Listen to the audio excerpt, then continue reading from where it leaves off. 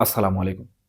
আমরা জীবনে যে অবস্থায় থাকি না কেন কিংবা আমাদের পড়াশোনা যতদূর হোক না কেন, আমরা কমবেশ একটি বিষয়ের সাথে বা একটি গল্পের সাথে খুব ঢালাওভাবে পরিচিত। এবং সেই গল্পটি মিথ্যাবাদী রাখাল ছেলে এবং বাঘের গল্প হিসাবে পরিচিত।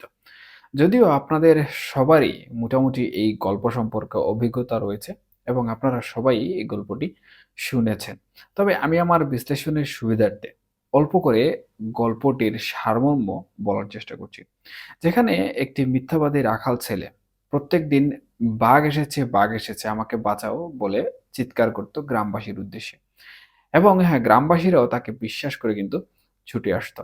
অর্থাৎ বাঘ রাখাল ছেলেটিকে খেয়ে নিবে এরকম একটি ধারণা করে তাদের যার যা কিছু ছিল সেটা নিয়েই কিন্তু বাঘকে দমন করার জন্য ছুটে আসতো।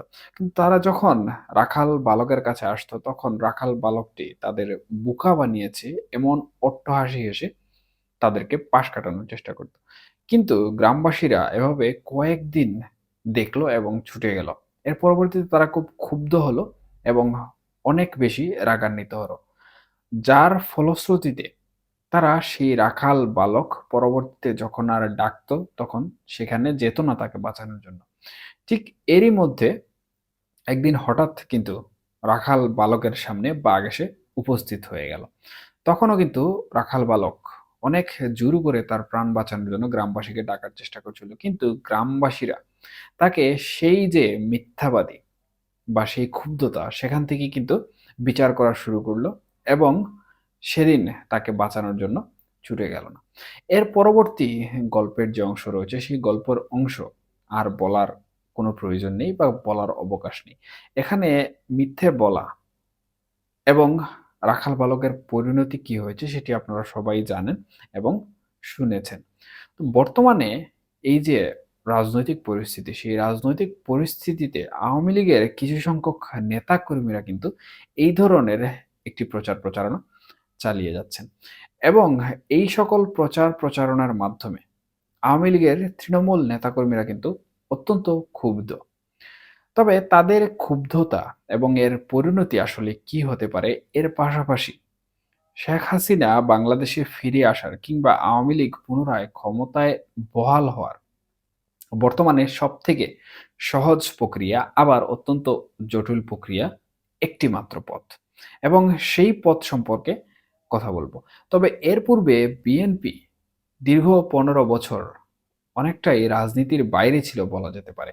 অর্থাৎ বাংলাদেশ আওয়ামী লীগ পতনের পরে যে দুরবস্থা বর্তমানে উপভোগ করছে বা ভোগ করছে এর থেকে বাজে অবস্থা কিন্তু জাতীয়তাবাদী দল বিএনপির ছিল।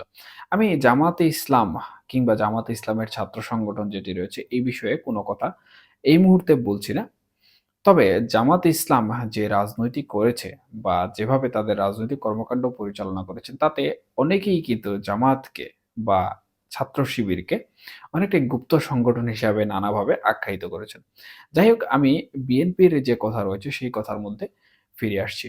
দীর্ঘ ১৫ বছর যখন বিএনপি কোনোভাবে আওয়ামী লীগের সাথে টক্কর দিতে পারছিল না, তখন কিন্তু তারা নানাভাবে আওয়ামী লীগের যে নির্বাচন ব্যবস্থা ছিল, সেই নির্বাচন ব্যবস্থাকে কিন্তু বয়কট করেছে এবং তারা নির্বাচনে আসেনি।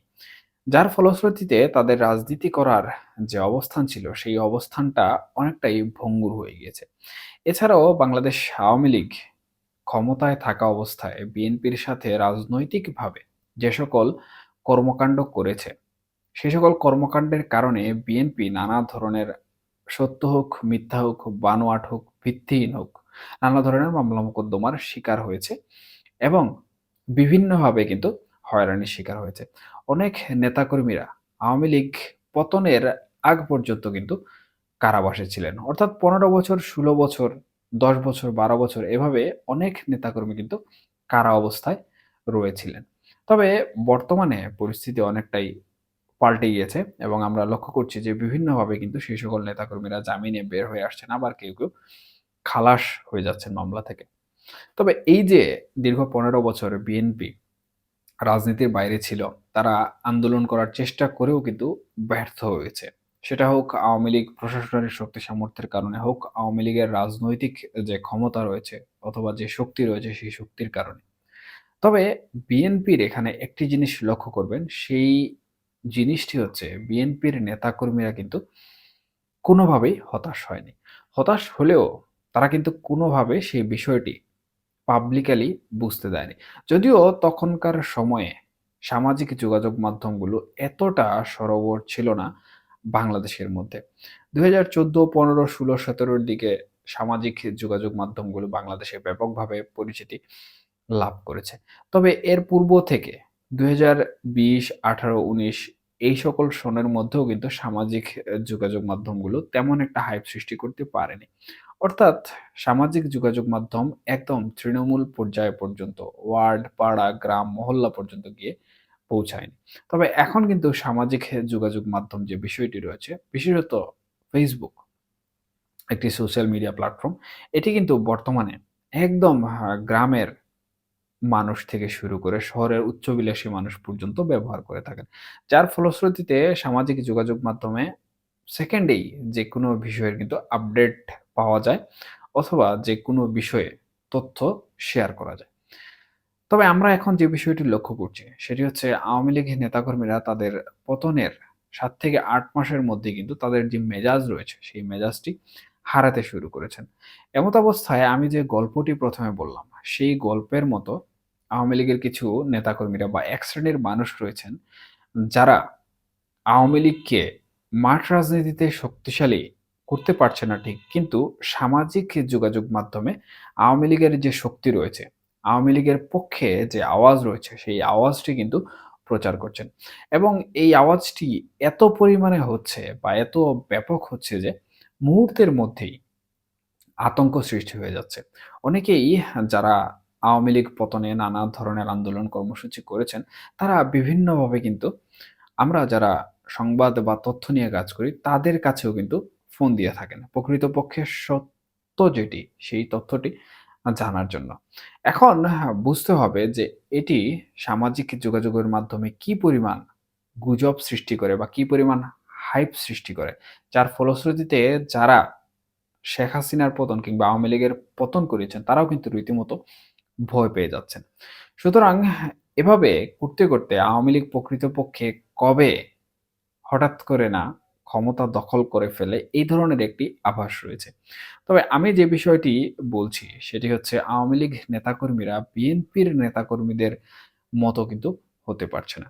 বিএনপি তাদের নেতাকর্মীদের যেভাবে আঁকড়ে ধরেছিল এবং তাদের যে ইউনিটি ছিল সেই ইউনিটি বজায় রেখে কিন্তু কাজ করেছে। কিন্তু আওয়ামী লীগ ৭ থেকে ৮ মাসের মধ্যেই কিন্তু ২ শ্রেণীতে বিভক্ত হয়ে গেছে। এবং এই ২ শ্রেণীর মধ্যে এক শ্রেণী কিন্তু এই সকল গুজব বিষয় যেগুলো রয়েছে বা প্রচার প্রচারণা যেগুলো রয়েছে সেগুলোকে বিশ্বাস করছেন না এখন আর।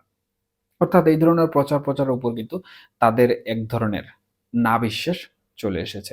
কিন্তু বিএনপি বিগত ১৫ বছর ধরে কিন্তু তাদের যে প্রচার প্রচারণা ছিল, সেই প্রচার প্রচারণায় কিন্তু একদম ঐক্যবদ্ধ ছিল এবং একমত ছিল।